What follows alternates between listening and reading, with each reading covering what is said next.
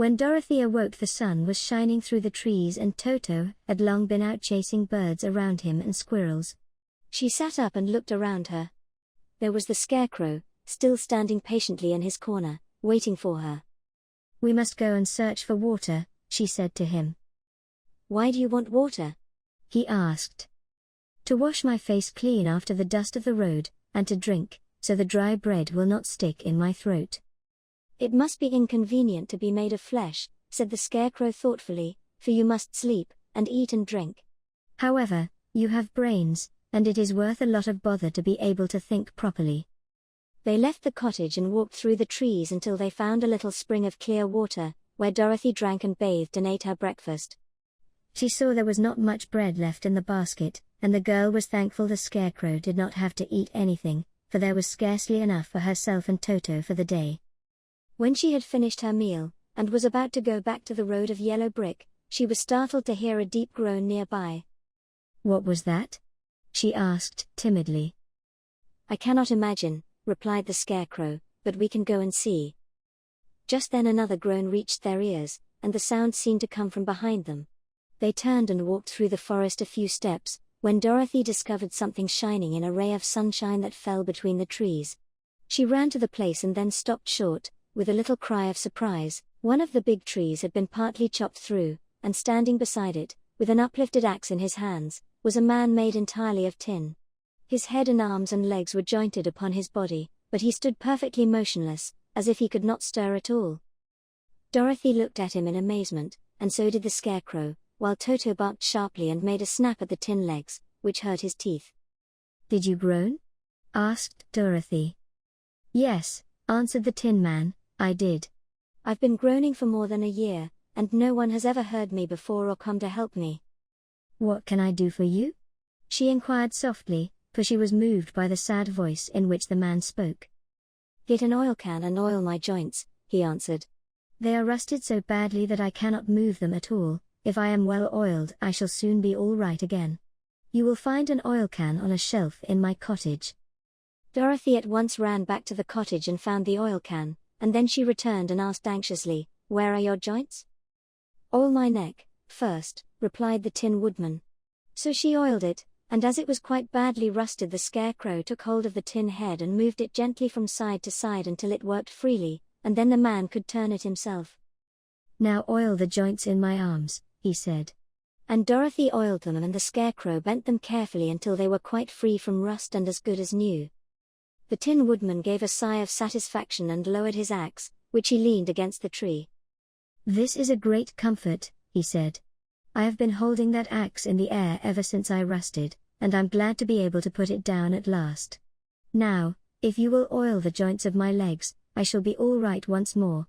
So they oiled his legs until he could move them freely, and he thanked them again and again for his release, for he seemed a very polite creature, and very grateful. "I might have stood there always if you had not come along," he said, "so you have certainly saved my life. How did you happen to be here?" "We are on our way to the Emerald City to see the Great Oz," she answered, "and we stopped at your cottage to pass the night." "Why do you wish to see Oz?" he asked.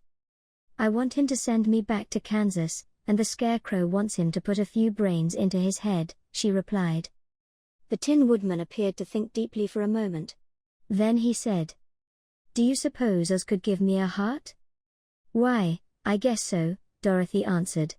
"It would be as easy as to give the Scarecrow brains." "True," the Tin Woodman returned.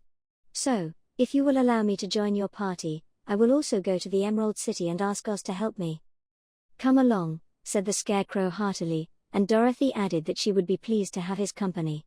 So the Tin Woodman shouldered his axe and they all passed through the forest until they came to the road that was paved with yellow brick.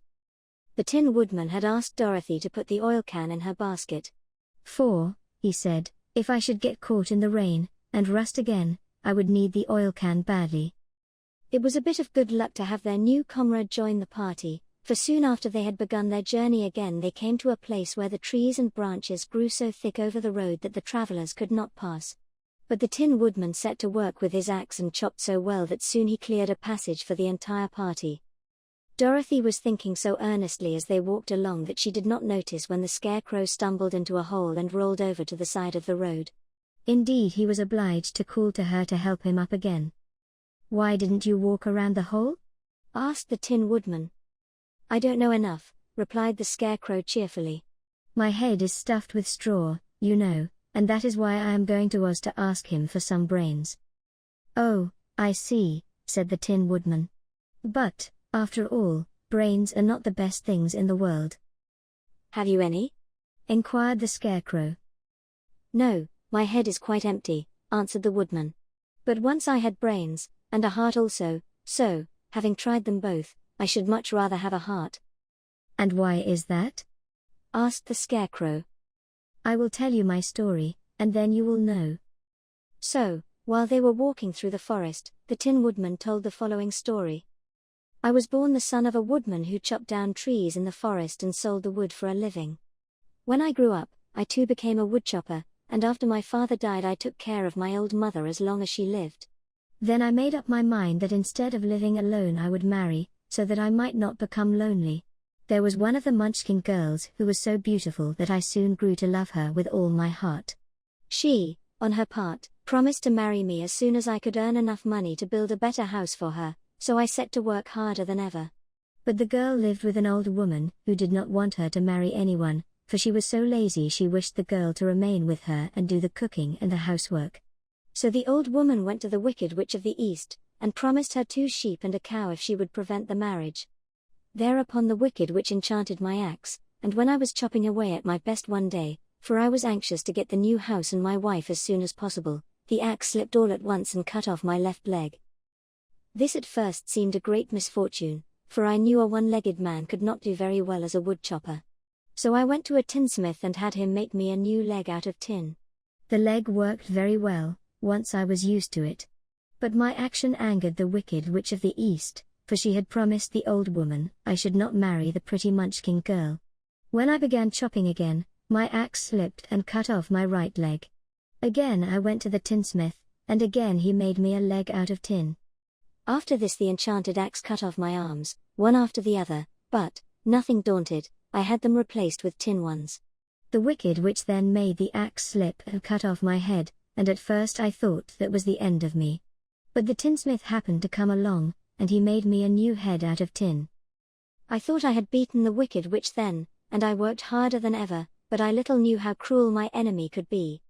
She thought of a new way to kill my love for the beautiful Munchkin maiden, and made my axe slip again, so that it cut right through my body, splitting me into 2 halves.